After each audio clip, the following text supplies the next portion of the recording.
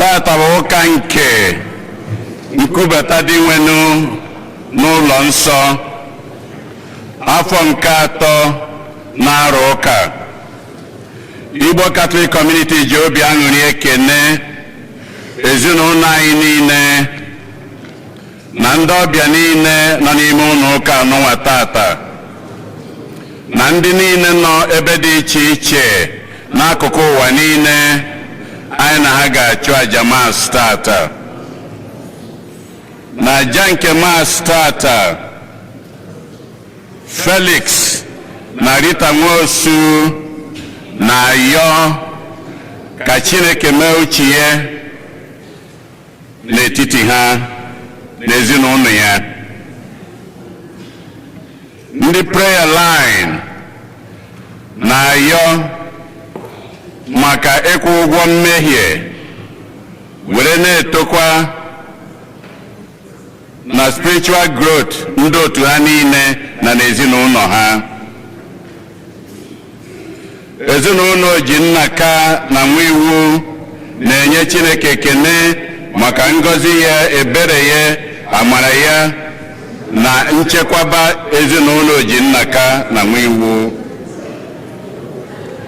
Filomena ọkpara na-enye Chineke ekene, na-ekenekwa ya oge ugbu a ọ na-eme mmemme ilota mgbe eji were mụọ ya. Margaret Ihuọma na ezinụlọ ya na-enyekwa Chineke ekene, na-ayọkwa amara Chineke na ihe Scholastica mmiri Osai bụ n'obi oge ọ na-elota mgbe eji wee mụọ ya, wee na-ayọkwa ngọzi Chineke na nchekwaba ya. Filomena Chinyere ọkpara na-ayọ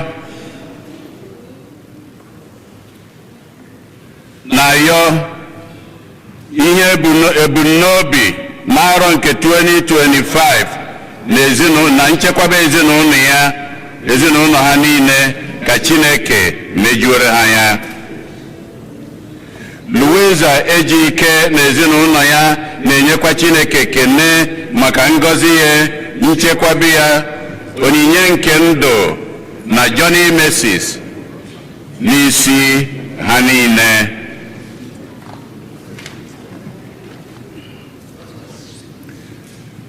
Ndị Legion of Mary na-ayọ maka mkpụrụ obi onye otu ha siri na nwanyị mma ebe Ebulem. Ndị Knight of St. John Ladies ha na-ayọ maka mkpụrụ obi onye otu ha siri na nwanyị mma ebe Ebulem. Ifeadịka nwa Okoye anyị ya na ezinụlọ ya na-ayọkọ maka mkpụrụ obi nwanne ya nwanyị Dorothy Okoye Obiora. Ezinụlọ Ogoke na-ayọ maka mkpụrụ obi Jude Ogoke. Ndị prayer line na-ayọ maka mkpụrụ obi onye otu ha siri na nwanyị mma ebe Ebulem. Ndị otu St. Vincent de Paul na-ayọkọ maka mkpụrụ obi onye otu ha siri na nwanyị mma ebe Ebulem. Ezinụlọ Dorothy Okoye Obiora na-ayọkọ maka mkpụrụ obi Dorothy Okoye Obiora. Ndị ICWO na-ayọ maka mkpụrụ obi onye otu ha siri na nwanyị mma ebe Ebulem. Ka mkpụrụ obi ndị a niile nwụrụ anwụ anyị kpọpụtalụ, ka mkpụrụ obi ndị niile kwenụ gara aga. Onye isi nchụaja na aja nke maasị tata bụ ụkọchukwu Benedict Ọnụkwufọ.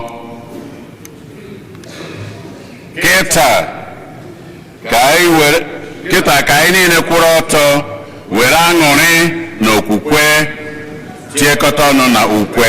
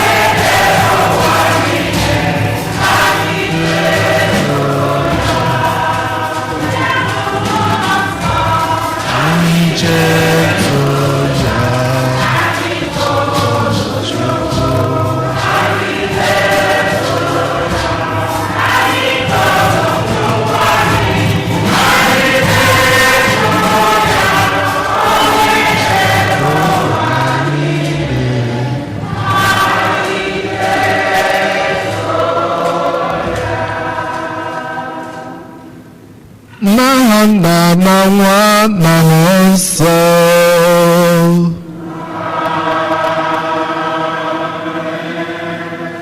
Ka ngọzi nke onye nwe anyị Jesu Kristi na ịhụnanya nke Chukwu Nna na ịdịkọ n'otu nke mmụọ nsọ na-enye dịrị unu niile.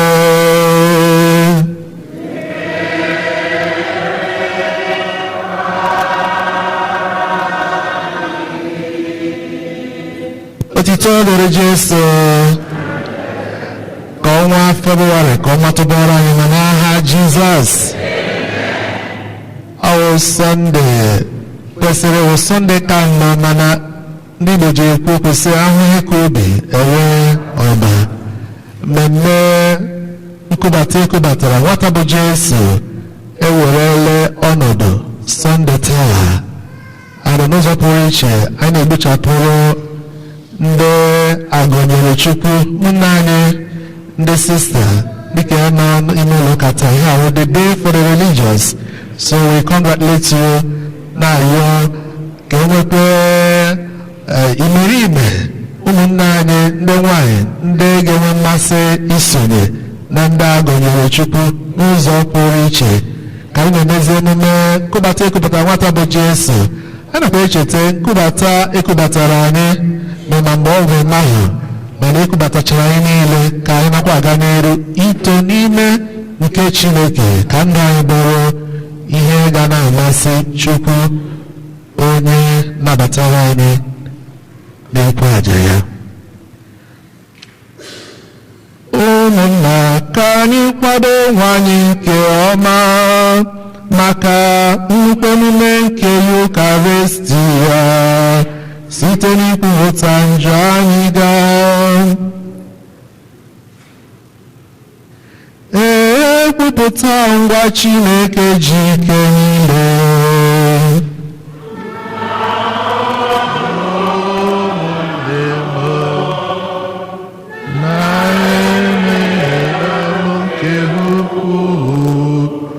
Site n'echiche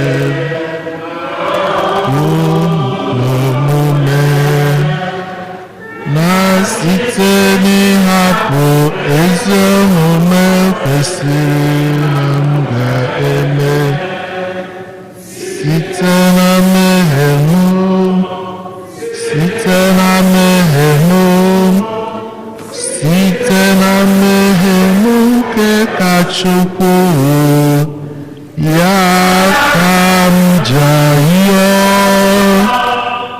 Maria dị ngọzi, Virgin abụ na ndị mama na ndị nsọ niile na ụmụnne m, ka unu yọbara n'osebụlụwa Chukwu anya. Ka Chineke ji ike niile mere anyị ebere, gbaghara anyị njọ anyị, gaa wee duru anyị na ndụ ebebe.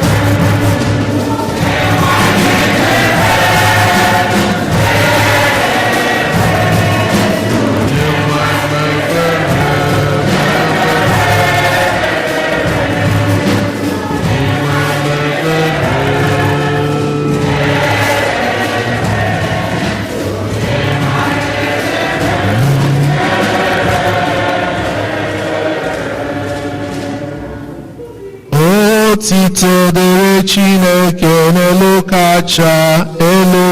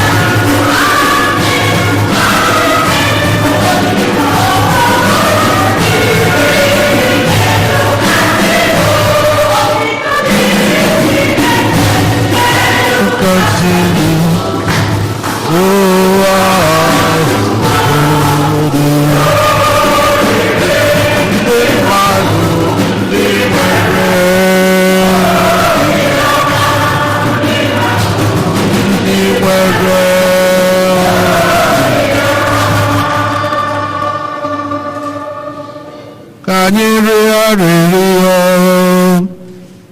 Chineke ji ike niile dị ebighị ebi n'ụbọchị taa, onye gosiri n'ime ụlọ nsọ gị bụ so otu nwa gị ahụ ị mụrụ, onye bụ mmadụ dị ka gị, nji obi umeala rịọ ebube eze gị, biko mee ka anyị ghara inwe ntụpọ ọbụla ma a ga-egosi anyị n'iru gị site na dịnwena Jesu Kristi bụ nwa gị, onye na mmụọ nsọ na-adị na-achị Chukwu site n'ụwa tụ ụwa niile.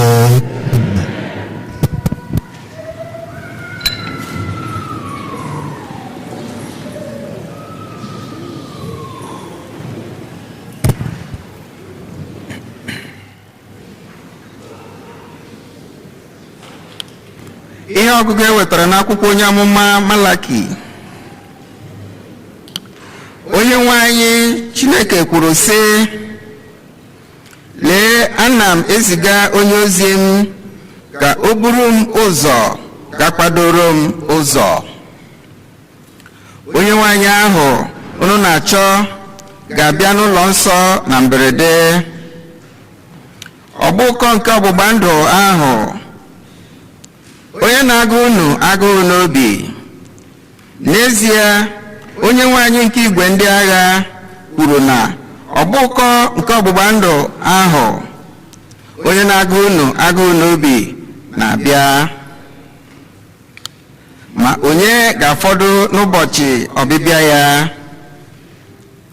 Ọ bụkwa onye ga-eguzo mgbe ọ pụtara ka ahụ ya anya?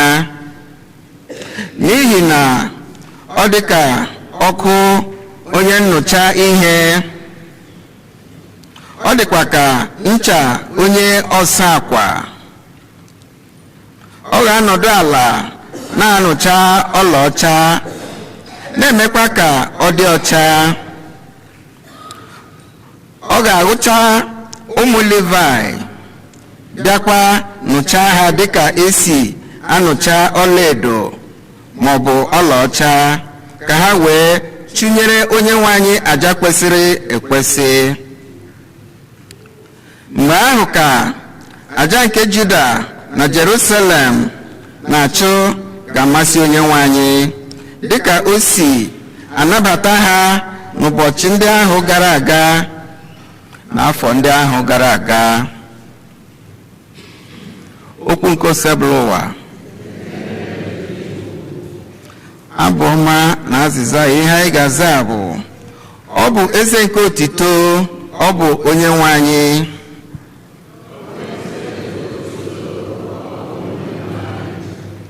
Onye bụ eze nke otito, ọ bụ onye nwe anyị. Azịza, onye bụ eze nke otito, ọ bụ onye nwe anyị. Zanụ ọzọ, onye bụ eze nke otito, ọ bụ onye nwe anyị. Ọnụ ụzọ ámá, welitenụ isi unu elu. Ọnụ ụzọ okpu, litenụ elu, ka eze nke ebube wee bata. Ọ bụ onye nwe anyị, onye bụ eze nke otito, ọ bụ onye nwe anyị. Onye bụ eze nke ebube a? Onye nwe anyị dị mkpa na dike. Onye nwe anyị bụ dike ọgụ n'agha. Ọ bụ onye nwe anyị, ọ bụ onye nwe anyị. Onye bụ eze nke otito, ọ bụ onye nwe anyị. Ọnụ ụzọ ámá, welitenụ isi unu elu. Ọnụ ụzọ okpu, litenụ elu, ka eze nke ebube wee bata. Ọ bụ onye nwe anyị, onye bụ eze nke otito, ọ bụ onye nwe anyị. Onye bụ eze nke ebube a? onye nwe anyị nke igwe ndị agha, ọ bụ ya bụ eze nke ebube. Ọ bụ onye nwe anyị, ọ bụ onye nwe anyị, bụ eze nke otito. Ọ bụ onye nwe anyị, nwere ọzọ, onye bụ eze nke otito. Ọ bụ onye nwe anyị.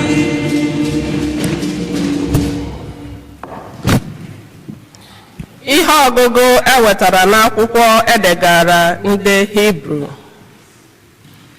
Ebe ndị ahụ ọ kpọrọ ụmụntakịrị bụkwa mmadụ efu, ndị nwere ahụ n'ọbara. Jesu n'onwe ya yirikwara ụdị mmadụ ha bụ.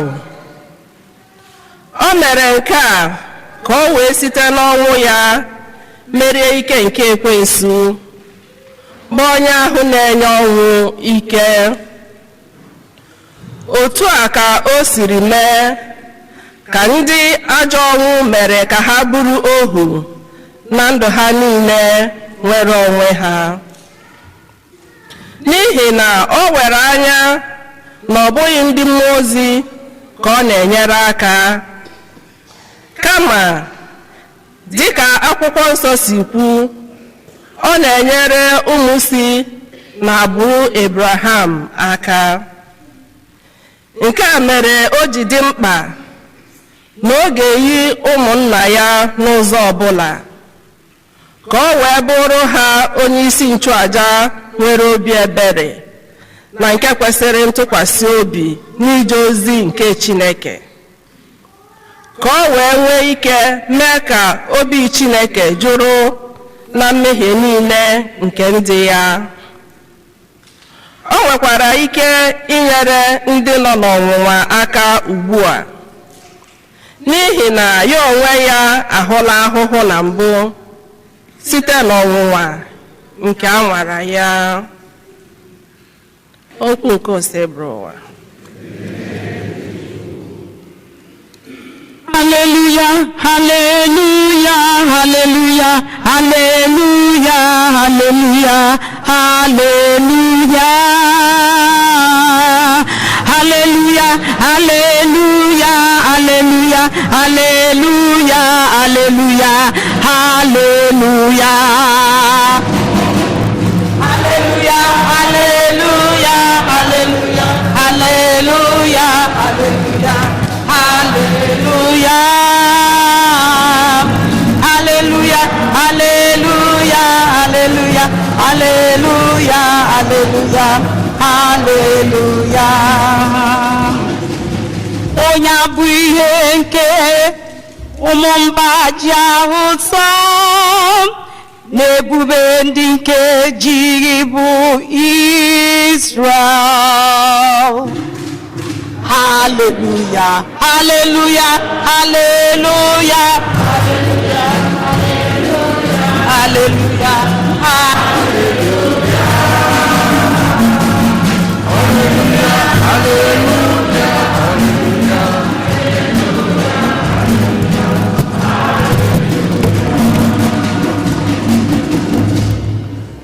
Onye nwe anyị nọnyere unu.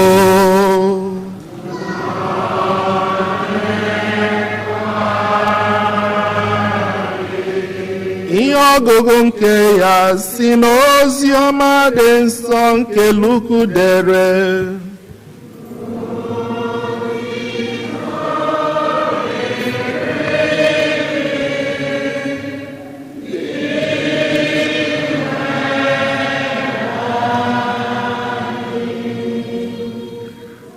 Mgbe oge zuru ime emume ngwụcha dịka iwu Mosis si dị, di na nwanyị ahụ kụrụ nwatakịrị ahụ gaa Jerusalem ka ha chee ya n'iru Onyenwe anyị, n'ihi na edere ya n'iwu Onyenwe anyị sị, nwamba ọbụla nke bụ nwoke a ga-agọrọ ya Onyenwe anyị. Ha jikwara nduru abụọ maọbụ ụmụ mkpalakpa ukwu abụọ chọọ àjà dịka iwu nke Onyenwe anyị kwuru. Ma n'oge ahụ e nwere otu nwoke dị na Jerusalem aha bụ Simeon. Ọ bụ onye ezi omume na onye na-atụ egwu Chineke. Ọ nọkwa na-ele anya mgbe a ga-abịa ịzọpụta Izrel. Mmụọ nsọ nọnyekwara ya. Mmụọ nsọ mere ka ọ mata na ọnwụ agaghị emetụ ya aka ruo mgbe o jiri anya hụ echirechi nke Onyenwe anyị. Nwoke a jiri ugbu a bịa n'ụlọ nsọ site n'ọkwali obodo nke mmụọ nsọ. Mgbe nne na nna nwatakịrị ahụ bụ Jesu kụbatara n'ụlọ nsọ ka e mere ya omenala n'usoro iwu, Simeon kụrụ ya n'aka wee kelee Chineke sị, Onyenwe m, ngwa ka odibo gị lawazie n'udo ugbu a dịka nkwa i kwere m si dị, n'ihi na ejila m anya m hụ ọrụ nzọpụta ahụ i chere n'iru mgbe niile, nke bụ ihe ndị mba ọzọ ji ahụ ụzọ, n'ebube nke gị bụ Izrel. Ihe a na-ekwu banyere nwatakịrị ahụ mara nne na nna ya narị. Simeon bịara gọzie ha wee gwa Maria bụ nne ya na anyị ọdịda na mbili ọtụtụ ndị Izrel dị n'akara aka nwatakịrị ya. Ọ ga-abụ ihe ịrịba ama a ga-ekwute ekwute iji gbaa echiche nzuzo dị ọtụtụ mmadụ n'obi n'anwụ. Ma erukwala gị bụ nne ya, mma agha ga-agbara gị obi. Ma e nwekwara otu nwanyị na-ebu amụma aha bụ Anya, ọ bụ ada Fanuel, onye si n'ebo Asha pụta. Nwanyị aghọọla agadi, onye na di ya ebere naanị afọ 7 mgbe a mụrụ ya, mgbe a lụrụ ya n'agbọghọ tupu di ya nwụọ. Kemgbe ahụ ọ bụ nwanyị isi ikpe. Ugbu a ọ gbaala afọ 84. Ugboro ugboro ọ na-anọ n'ụlọ nsọ jiri ekpere n'ebube ọnụ na-efe Chineke abalị na ehihie. Ọ batakwara ugbu a na-enye Chineke ekele, nakwa na-akọrọ ndị niile na-atụ anya mgbapụta Jerusalem akụkọ banyere nwatakịrị ahụ. Mgbe di na nwaanyị ahụ mezuru ihe dum edere n'iwu nke Onyenwe anyị, ha laghachiri na Galili ruo obodo nke ha bụ Nazaret. Nwata ahụ wee na-eto na-esiwanye ike, nakwa jupụta na amamihe na amara Chineke. Ozi ọma nke Osebụwa.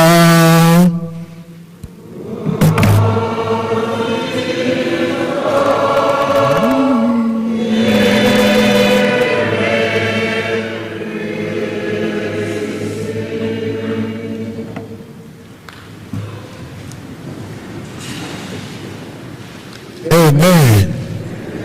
Amen. The Lord is good all the time.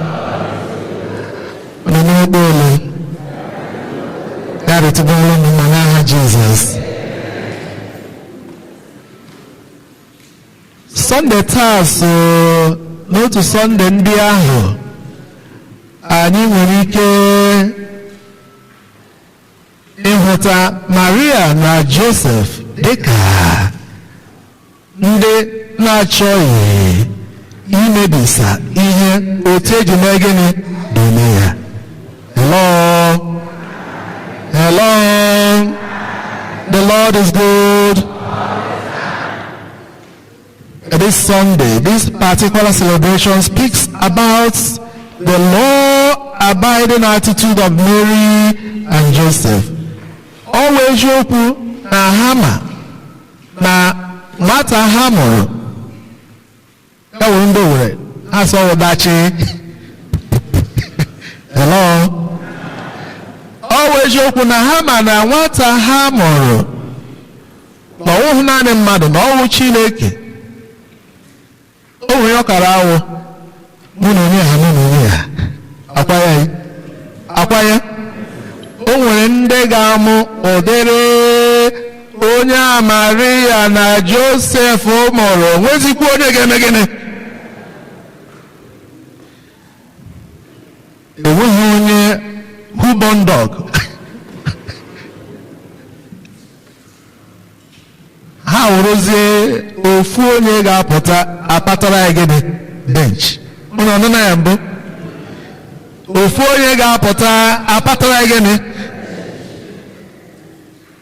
Ịmakwa onye nwu ịmakwa ndị anyị bụ.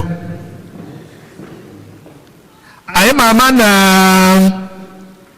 the temple of the Lord signifies a meeting place with the Lord. Meeting place with the Lord. Oh, here the temple mere gịnị bụ. And our share in Jesus is the being encountered in that temple. In Jesus is the being. Onye ha na-ezute n'ebere nsọ onye. Oh, Jesus. And that's why where Jesus is, there is the temple. Mana Ojoku na where Jesus is, there is a temple. Still Jesus. Mama ya na papa ya ekuri ya kubata ya na ordinary gene temple. O nwere ndị sụrụ bekee ịma ihe ha sịrị sim sọ ya ka m lee ma aga m asịtafili ha sụrụ sị when the power you possess becomes a reason for non-compliance of legitimate rules or authorities, when the power you possess becomes the reason for non-compliance of legitimate authority or rules, you are now guilty of abusing the power. Hello?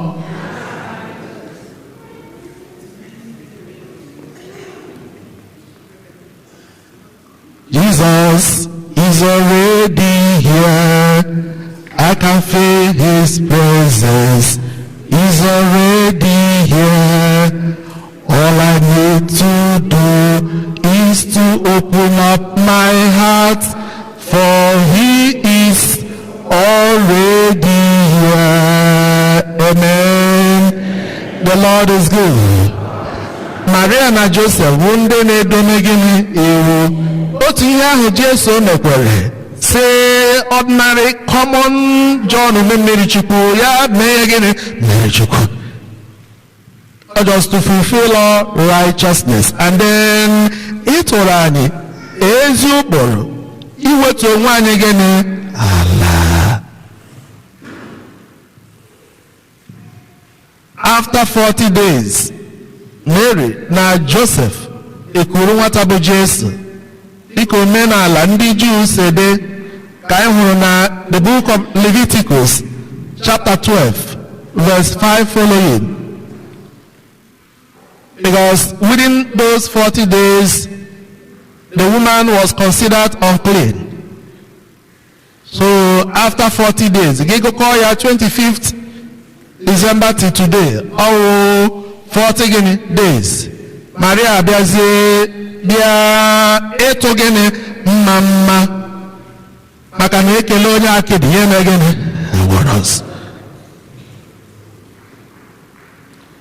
Anyị ezukozie to celebrate one of the most significant moments in the life of Jesus.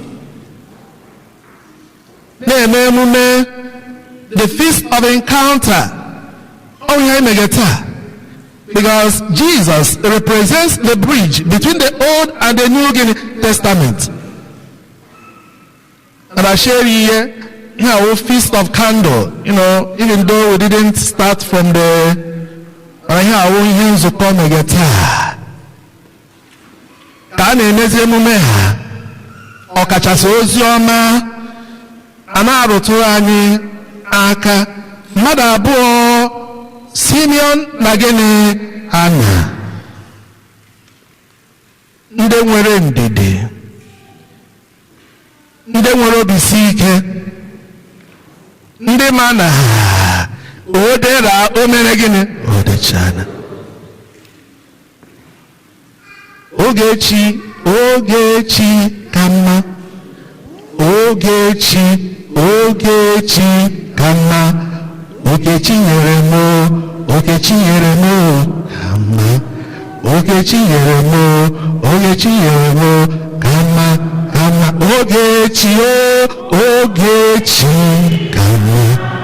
Ogechi ka mma,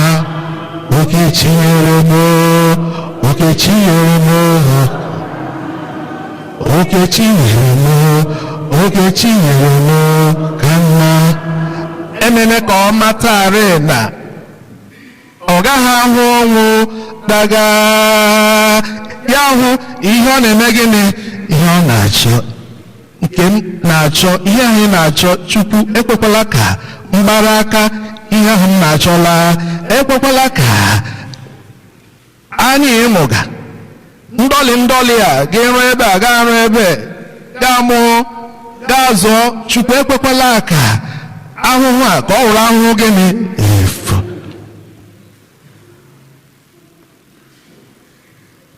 O nwere one pathetic story a priest kọrọ a woman a few weeks ago. Yeah, a single mother of 5 children. Ọnụ mana otu ọ dị abụọ ma ya fọ gịnị ofu onye na Nigeria ya wụrụ dị ebe ya ekwetu gịnị nghọta. Nwa nwaanyị a na-agba mbọ ya rụrụ oke ya rụọ ọkụ ọzọ, just to make the ends meet. Her comfort, she sacrificed her comfort in order to see na ụmụaka ndị a na ha mere gịnị na ha tolili. Because onye chi epela ka nke na kedu onye ọ ga-eme gịnị abadore. But o nwekwa onye ọ ga-awụ that's a newborn, but she made sure that given the limited resources na ụmụ ya ndị gadoro gịnị ka ewu gịnị akwụkwọ. Ọ na-alele na-ekpe ekpere sị ka anya ya hụkwa ihe ahụ ọ na-eme gịnị ọ na-achọ. Ya wụ azụcha erie ụkwanụ ihe ekpere nne na nna ọkwa ekpere na ube gị na Chukwu ekwekwala ka mgbacha ọsọ ma gbara aka na gịnị la, ekwekwala ka mmụcha ihe ndị a nzụcha ha mgbe m gaziele anya n'azụ onwe m ga-eme gịnị. It shall never be your portion in the mighty name of Jesus. Am I your portion? Oh, we hear Isaiah 65:21. You shall build and live in it. Amen. You shall plant and reap it. Amen. You shall never plant and another person does what reaps. You shall never build and another person,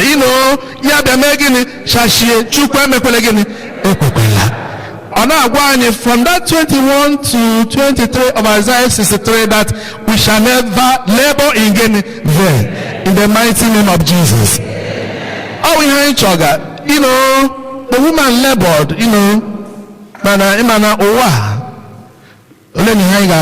labored 3 days to the wedding of the first daughter.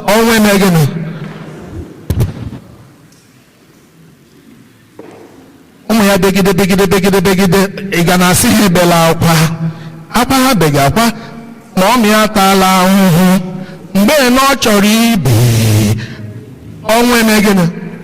Nobody prays for such, and I'm praying let it never be our portion in the mighty name of God Jesus. Ga lele chan lele mara aka na egịnị ihe ebegeta awụ gịnị Simeon's blessings are mine. Simeon's blessings are mine. Simeon was getting pacified. He was consoled. He was pacified, he was consoled. And then again, one sick column last week, a sick column of a woman of 95 years. She has been in ICU unit for almost a month. Let's remove this. Let our mom go in peace, because the woman who grandchildren, who great grandchildren. While I was there, the family were there. Those who were able to be there, grandchildren, great grandchildren, friends were there. Shock.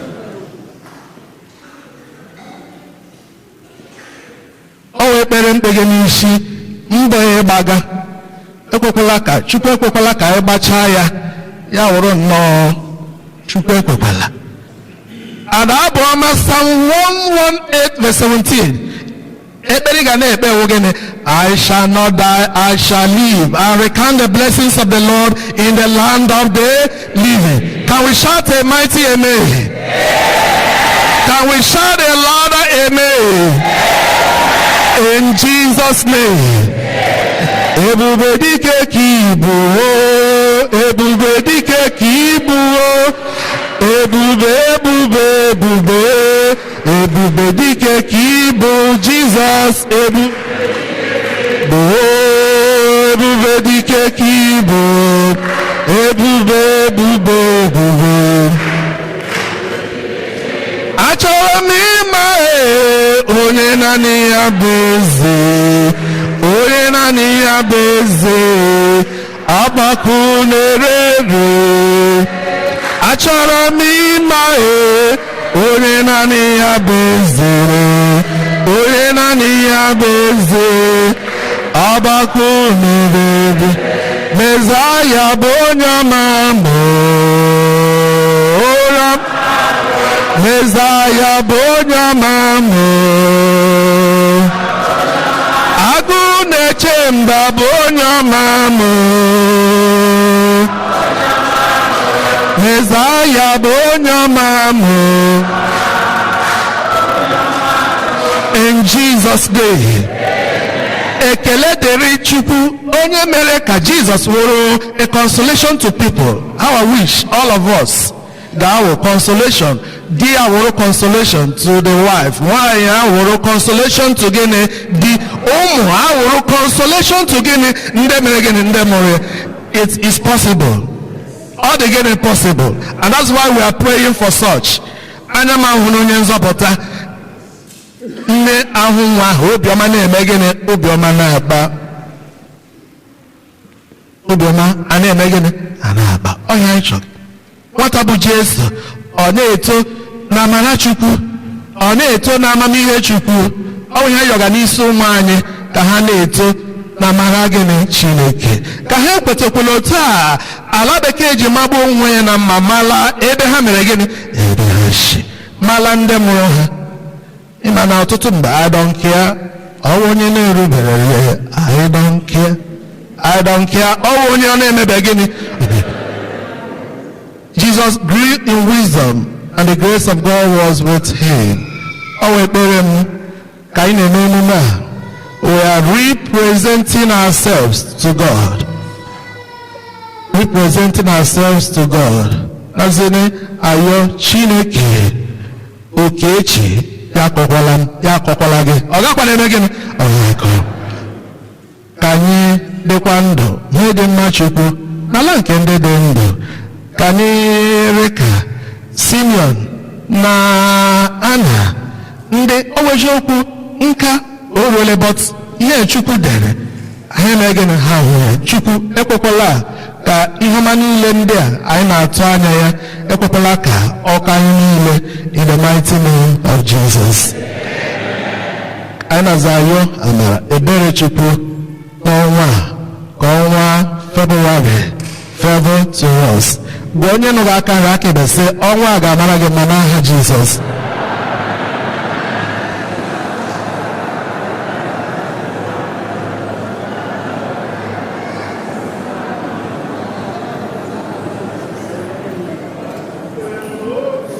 Chineke.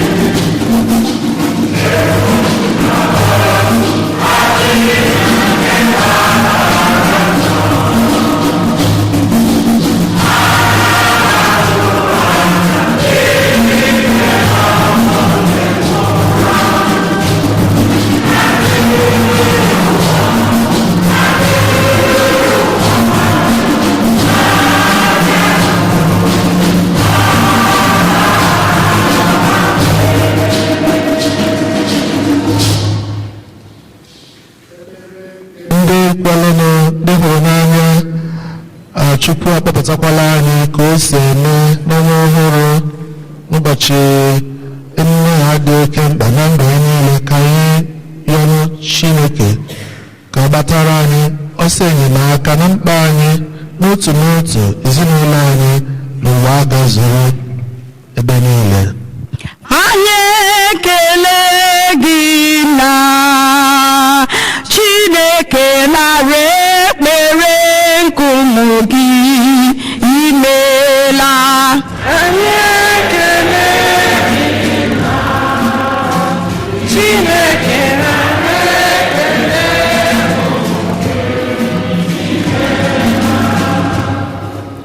maka ndị otu Kristi niile ka ha nweta uju site n'ọgbakọ ndị otu Kristi nọ n'etiti ha. Anyị arịọ gị dị nwe nara ekpere nke ụmụ gị, o imeela.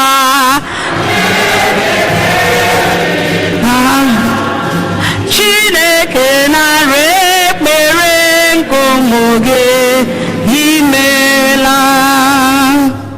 maka ndị mba ụwa ka ha mee ngwa ngwa ịchọpụta ebe ihe na-eweta ahụhụ banyere mkpọrọgwụ, ma mekwanụ ka ndụ dịkwara ndị mmadụ mma.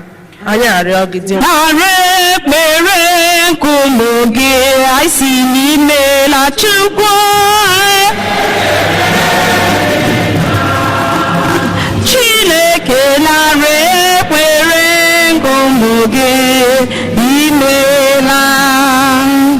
maka ndị furu efu na ndị echefugoro ka a chọtakwa ha ma chetakwa ha. Anyị arịọ gị dị nwenụ nara ekpere nke ụmụ gị, eze n'imeela Chukwu. Chineke nara ekpere nke ụmụ gị, imeela. maka ndị ọrịa na ndị na-anwụ anwụ ka ha nweta nzọpụta nke Chukwu. Anyị arịọ gị dị nwenụ nara ekpere nke ụmụ gị, anyị si n'imeela Odogwu. Chineke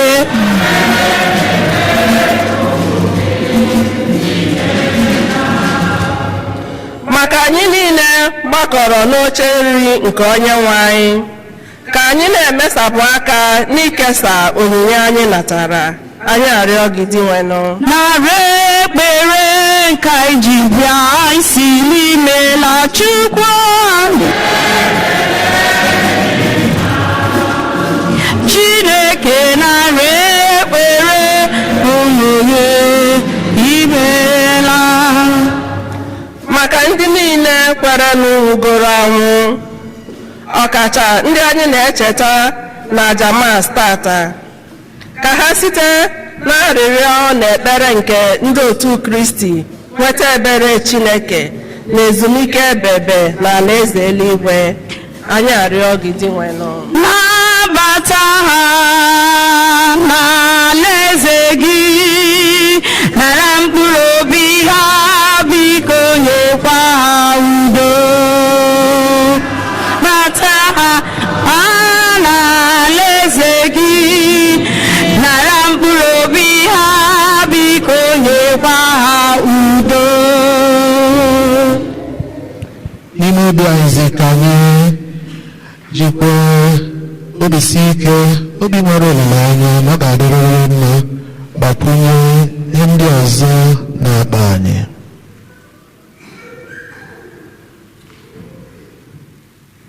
Ka anyị ozi enyemaka ekpere nna dị nsọ Virgin Maria, ka anyị na-ekpe Maria dị nsọ, ya bara gị o Chukwu adịghị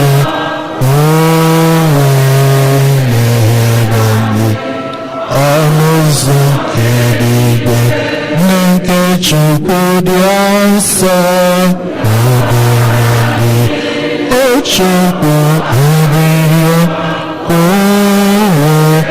mere anyị ọnụ ụzọ nke eluigwe. Ojukwu anyị nwere obi si ike na nkasi obi Simeon na Anna nwetara na ịbụ mana n'oge awa dị ugbu a na ị ga-akasịkwa anyị obi n'otu ụzọ maọbụ nke ọzọ n'ihe otito mezuo karịa ka anyị si rụọ site na Kristi onye nwe anyị. Amen.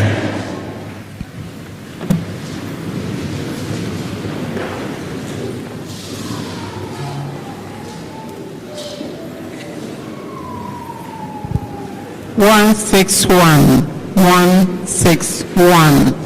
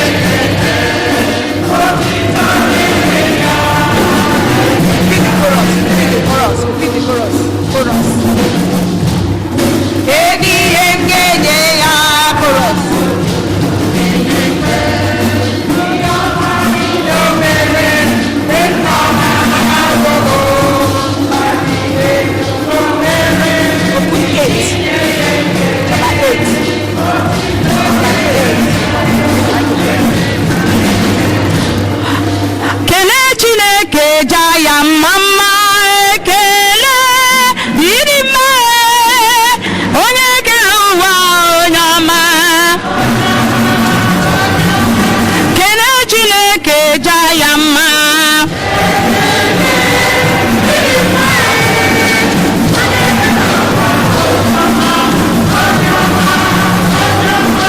Onye kere ụwa onye ọma, onye ọma. Onye kere ụwa bụ onye ọma. Anyị kelee Chineke bulie ya elu. Yiri mma onye kere ụwa onye ọma. Mma dịrị gị Chineke, ekele dịrị gị onye ọma.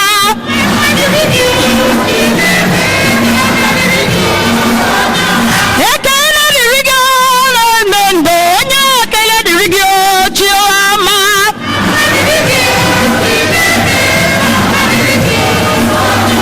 Ekele dịrị gị onye nye anyị ndụ, otito dịrị gị onye ọma.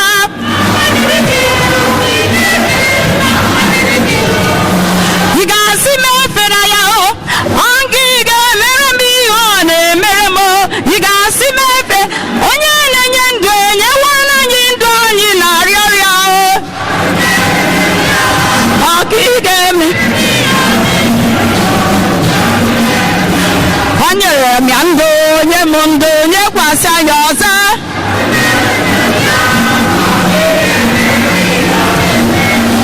Glory be to the Lord in the highest.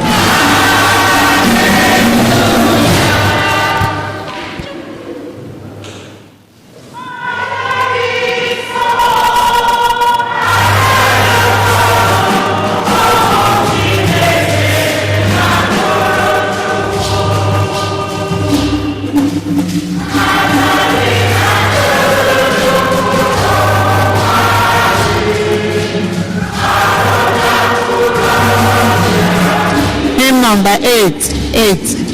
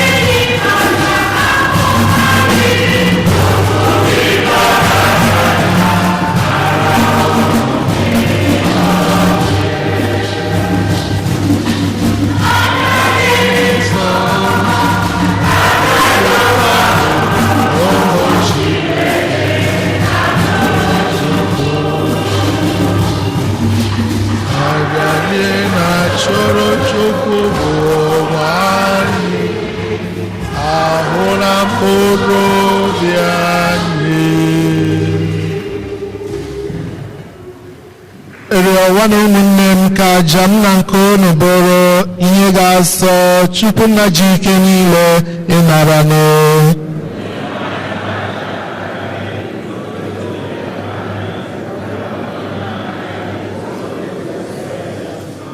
Onye nwe anyị, iji wetara ụwa ndụ, ikwere ka so otu nwa gị were onwe ya gụnyere gị dịka nwa atụrụ na-enweghị ntụpọ ọbụla. Anyị na-arịọ gị biko mee ka onyinye nzukọ gị ji nnukwu ọṅụ na-ebunyere gị bụrụ ihe ga-amasị gị ịnara nụ site na Kristi onye nwe anyị. Onye nwe anyị nọnyere unu.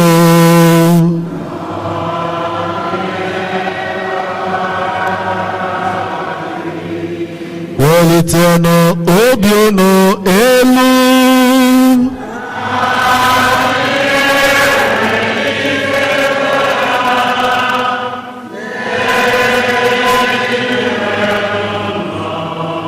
Ka anyị nye n'ụdị nwenụ Chukwu anyị ekele.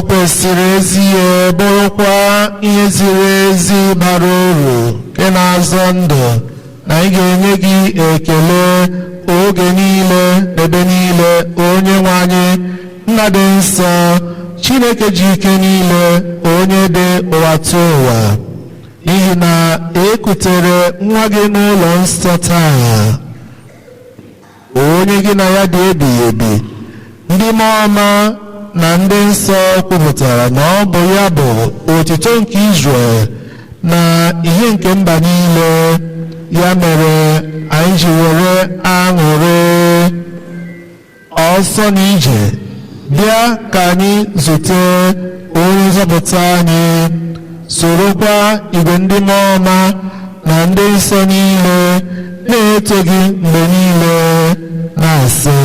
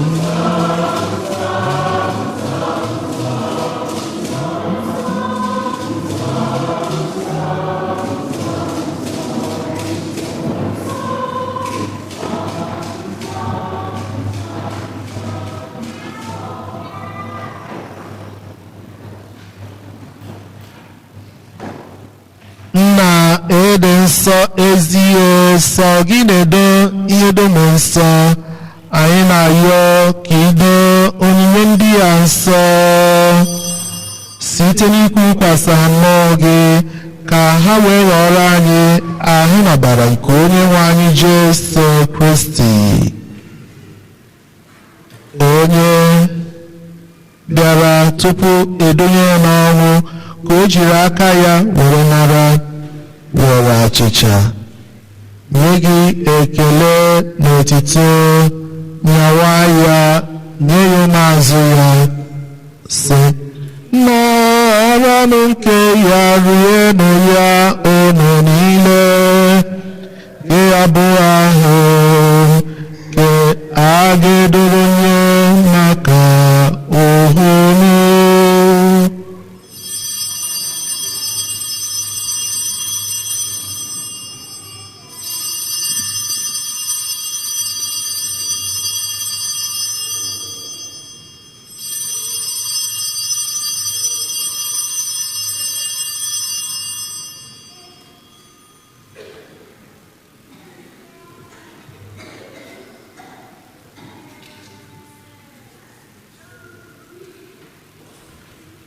otu akwa ka o siri mee mgbe ha richara nri anyasị, o buru iko mmanya nyekwa gị ekele n'otito bunyere ụmụazụ ya sị, naranụ nke ya ṅụọnụ ya unu niile, nke ya bụ iko nsọ nke ọbara ka ọgbụgba ndụ ọhụrụ dị ebighị ebi, agaba ya n'ihe na n'ihi merime mmadụ, ka e were gbaghara njọ ga na emenu nke ya na ncheta nke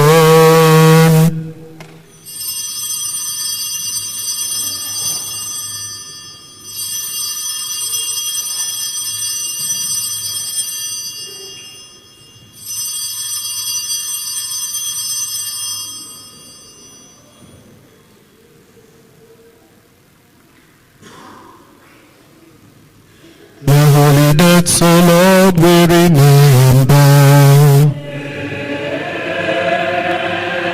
God bless the resurrection we proclaim. You are coming in glory, we await.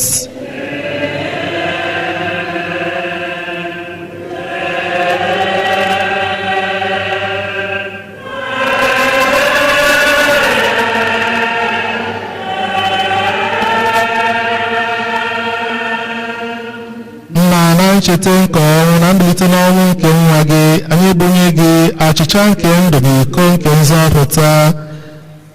Anyị na-ekele gị n'ihi na ị kwere ka anyị dị mma ịkwụrụ n'iru gị na-efe gị. Anyị ji umeala arịọ ka anyị bụ ndị na-anata ahụ na ọbara nke Kristi bụrụ otu site na njikọ nke mmụọ nsọ, na cheta nzukọ gị ga-azụrụ ya niile, mee ka ịhụnanya gị jupụta ya. Gọzie Pope anyị bụ Francis na Archbishop anyị bụ Steve na ndị ofe ọta gị niile. Chetakwa ụmụnne anyị ndị ji nchekwube were gaa n'ezumike nke ọnwụ. Kpọbata ha na ndị ọzọ niile nwụrụ anwụ n'ihe nke ebube gị, biko mere anyị niile ebere. Ka anyị soro Virgin Maria dị ngọzi nne nke Chukwu nakwa Joseph dị ngọzi bụ di ya, ndị apọstọl na ndị nsọ dị niile, iji ndị nsọ ndị nọrọ uche gị kemgbe ụwa tụ ụwa keta ekpe ndụ ebighị ebi, ka anyị sorokwa ha na-eto gị na-edo gị ebube site na Jesu Kristi nwa gị.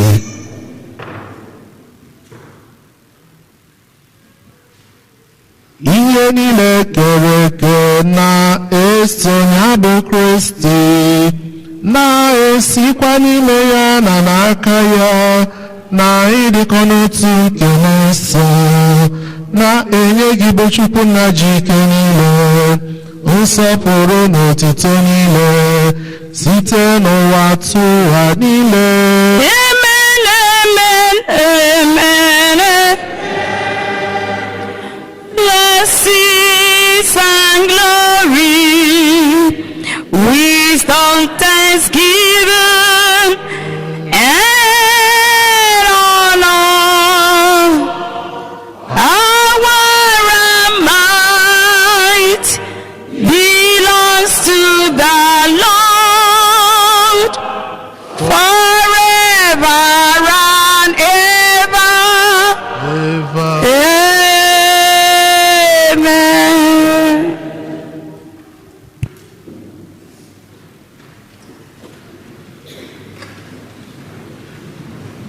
Ngwanụ ka anyị were ekpere nụ onye nzọpụta anyị kụziri anyị, were kpọkuo Chukwu nna.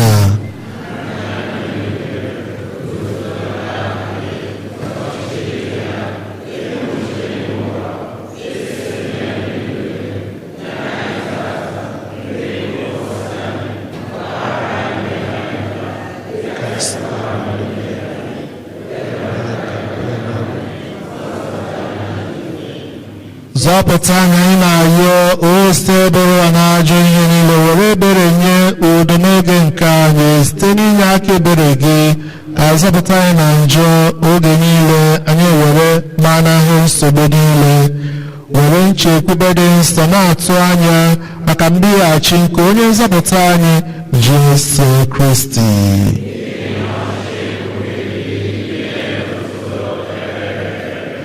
onye nwe anyị Jesu Kristi onye gwara ndị apọstọl gị udo ka m na-ahapụrụ unu udo nke m ka m na-enye unu elekwala anya na njọ anyị gaa kama lekwasị anya n'okwukwe nke nzukọ gị nye ya udo na ịdịkọ n'otu ka uche gị siri chọọ gị bụ onye dị ndụ na-achị ebighị ebi ebighị ebi. Udo nke ose rụrụ ụwa dịrị unu mgbe niile.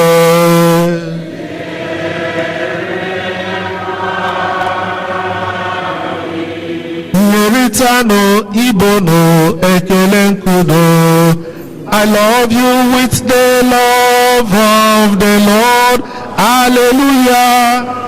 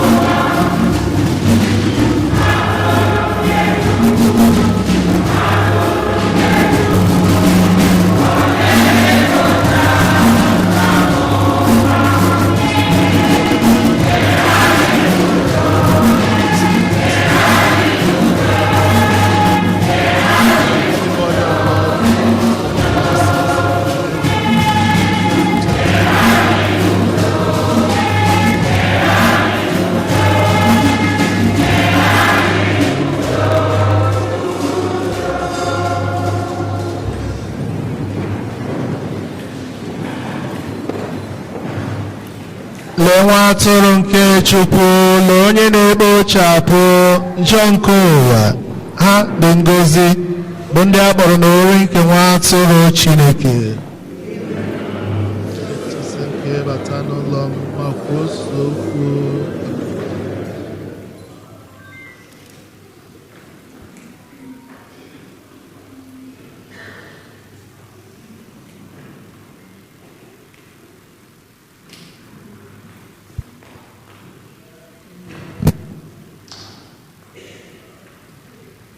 Number 88.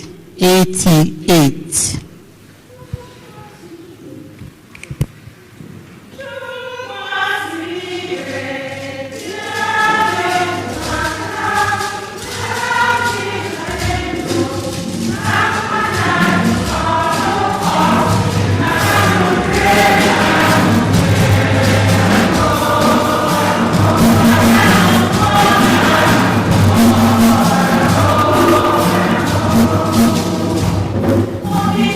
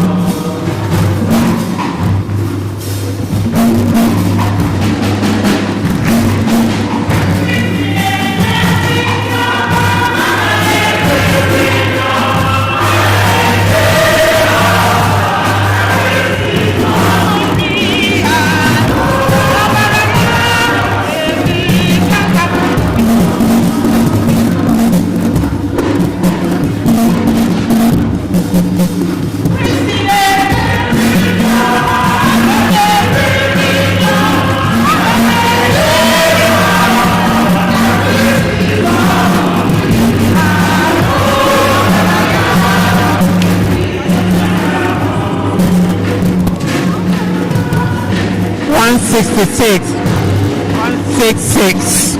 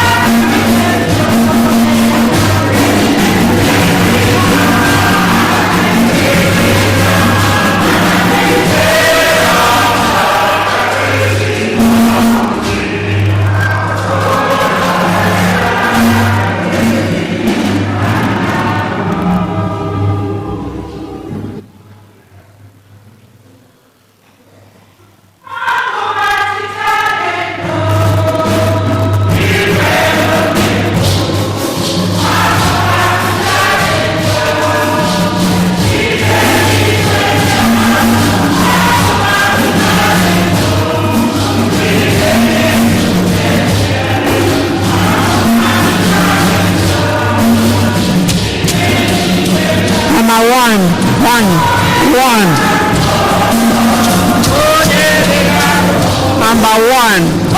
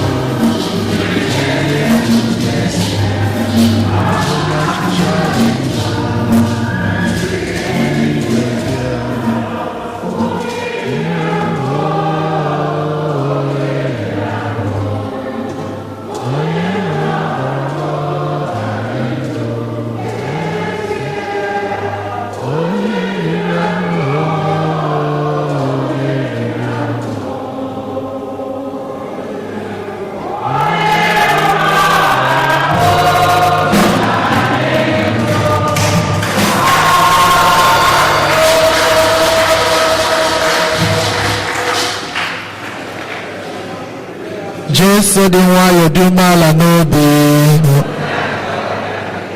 Jesu dị nwayọọ dị umeala n'obi. Jesu dị nwayọọ dị umeala n'obi. Anya m ahụ na nzọpụta gị nke ị kwadoro n'iru mba niile. Ka anyị rịọ arịrịọ. Onye nwe anyị, ị gwara Simeon na ọ gaghị ahụ ọnwụ ruo mgbe o jiri anya ya hụ Kristi onye nzọpụta. Ị mezuru ya nkwa nke ya. Biko anyị na-arịọ gị ka oriri nsọ nke anyị metara nyere anyị aka inweta amara gị n'uju iji bịakwute dị n'ime anyị ka anyị wee nweta ndụ ebighị ebi site na Kristi onye nwe anyị. Ka anyị nọdụ oche maka ọkwa.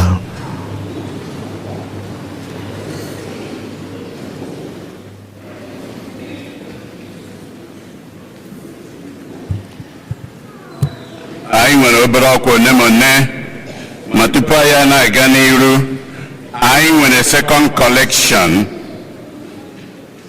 Kịta ndị ọshaz ga-eji ihe eji anaka ego were gagharịa.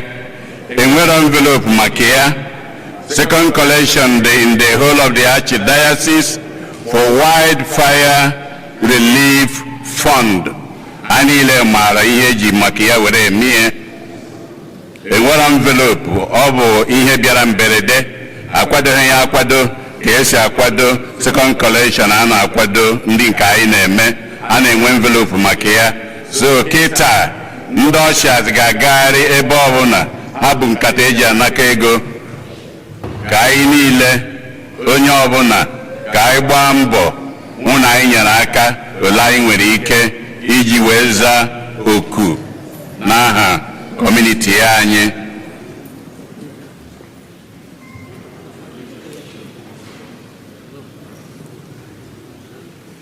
Ka ha na-aga n'iru, anyị na-amakwa ọkwa welu na-aga.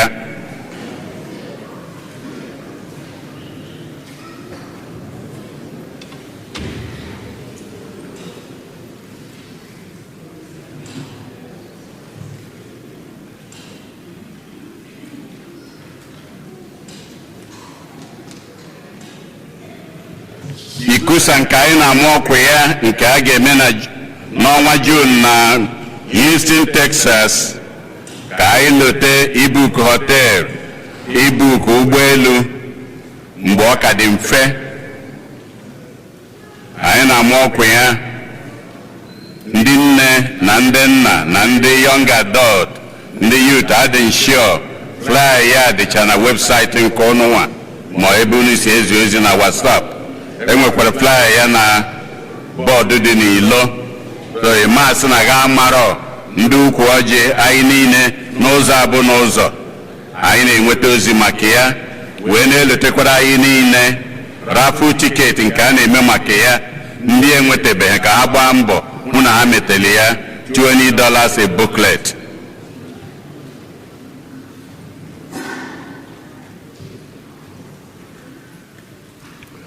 Black History Month Mass nke a na-eme ofu ugboro n'arọ, nke anyị so n'ofu otu n'ime ha.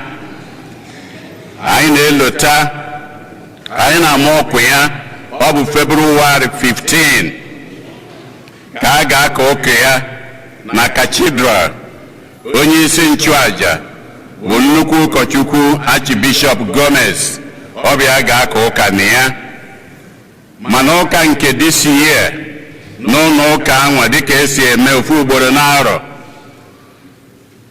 a na-recognize ofu onye na parish ọbụla. Na parish nke anyị this year, ana m akpọlite Maazị Dr.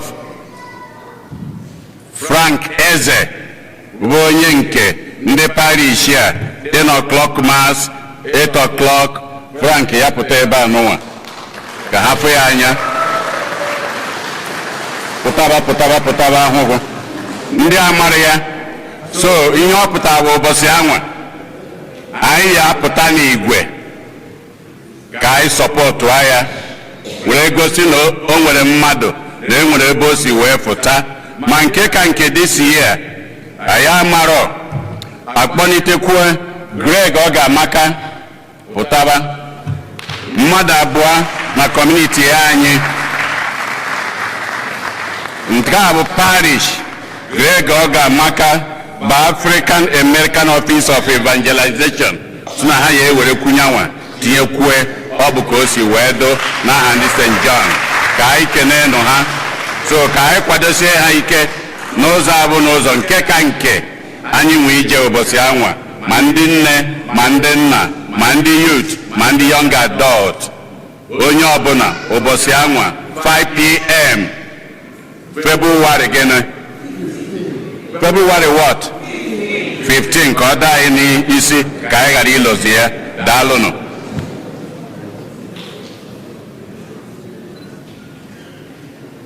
ndị lecture a na-amarụ ụlọ ọkwa ka anyị lotebe ka anyị debanye ya na kalenda anyị ụbọchị ụka February 23rd unu ga-enwe nzukọ ndị lecture ka anyị buru ya n'isi ka anyị lotie ka anyị ghara ịlọzi ya Friday anụnwa anyị niile maalụ anyị nụrụ ọ dịkwu na bọọdụ bụ ofu onye n'ime otu anyị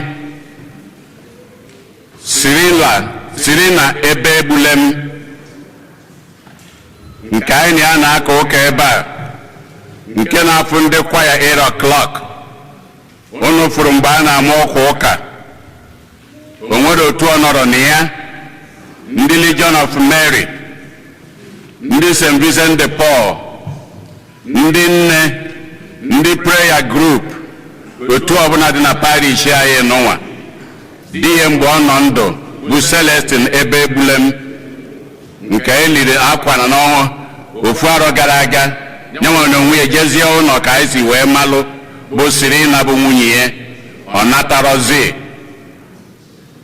anyị ga-akwa ya ebe a n'ụzọ pụrụ iche ụbọchị Fraịde anụnwa a ga-aka ụka ya 7 p.m.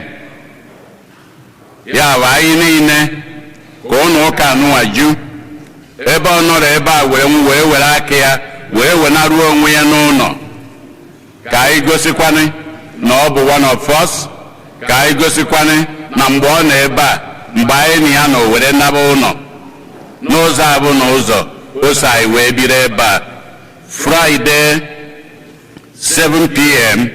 ka a ga-akara ya ụka iji were kpere ya ekpere ka ọ na n'udo anyị ji n'aka na ọ ya nọ n'ala eze nke eluigwe ka mkpụrụ obi siri na ka mkpụrụ obi ndị na-ekwenụ gara aga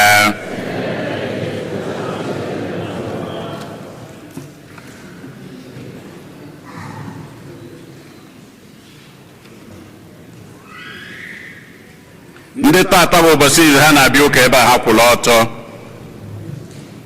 ndị tata bụ ụbọchị izu ha na-abịa ụka ebe a ha kwụrụ ọtọ if today is the first time you are worshiping with us please may you stand biko anyị n'anya anyị afụ ya anyị afụ anọ ha n'azụ anọ ha n'aka nri m anọ ha n'aka ekpe anyị na-eke n'ọnụ anyị na-asụ oge ọbụla ụnụ abịa n'ebe anụnwa when you are here please come back and worship with us. You will always be welcome. Thank you. I will ogere anụwa wee na-ekenekwe ndị niile na-enye aka n'ụzọ abụ n'ụzọ wee na-ekenekwa ụkọchukwu nke na-akala anyị ụka eri oge bụ ụkọchukwu Benedict Ọnụkwufọ ọnụ anaghị ekwucha ihe ọ nụrụ anyị kụọrọ na ya aka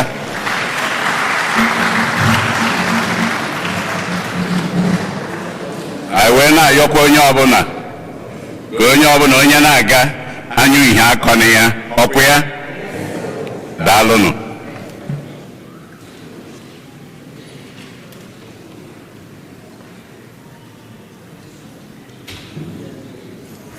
Otito dịrị Jesu mere anyị ebere akamgbe Sọnde anọ gara aga ana m abịa n'ebe n'ihi na Fada Jude si m bịa nọnyere ya ọrịka amamoto ọ gazi adị, but officially those 4 Sundays akụrụla ọnụ taa.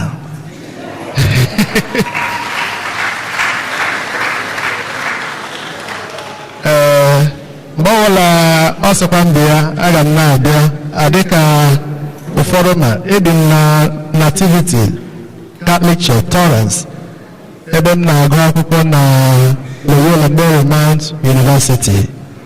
So kamgbe izu anọ ọrịa nka nọ m na Nigeria, ọrịa ka nọ m n'ala Igbo. So ekelele m unu maka otu unu ji na-eme ịhụ na olu Igbo na ọ gazuru ebe niile. So mgbe ọzọ ọ dapụtakwara aga m na-abịa ya ga-ejitụbara anyị niile n'ahịa Jizọs. Thank you. A ga-akwụrụ ọtọ. Onye nwe anyị nọnyere unu.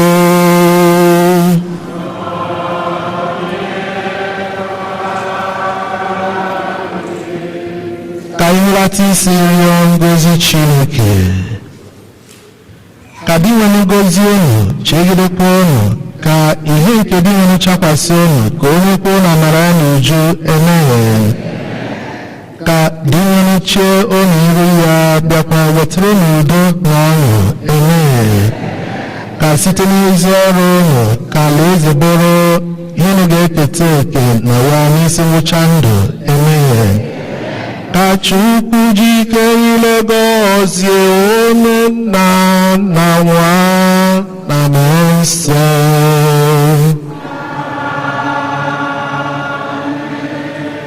Misa gwụsịgo lawa n'obodo.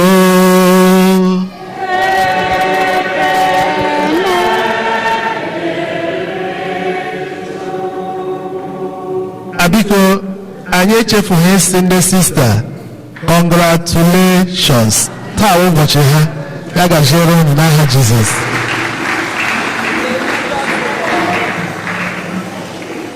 Hymn number 22.